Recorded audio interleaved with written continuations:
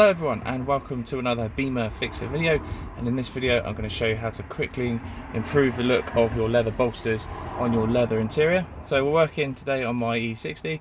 What we're going to use and the technique we're going to use will work on any leather interior or any parts on like the door, the leather door cards, anything like that. So what we're going to need is just some rag, some damp rag. Just want to give it a clean before you start. And then we're going to use some Kiwi Instant Shine and Protect. So it's a liquid form, and the lid has, or the top of the bottle I should say, has a built-in foam applicator. So we're going to get straight into it. So what I'm going to do, I'm going to start at the bottom. So I have already, but just make sure it's primed. So you can just give it a shake, push that little button down in the middle, and then you can see there on my glove that's working.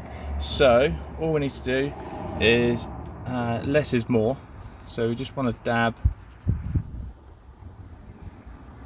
like so, and then kind of just massage it in a bit. So that, as you see, that beading's where it was really faded. So to give you an idea,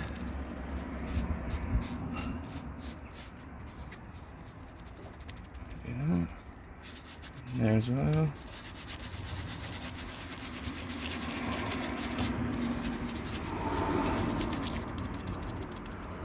There we go. So yeah, so to give you an idea what it'll look like, I'll let that just soak in for a second, and then with dry clean cloth, a couple of dabs, and you can wipe like that.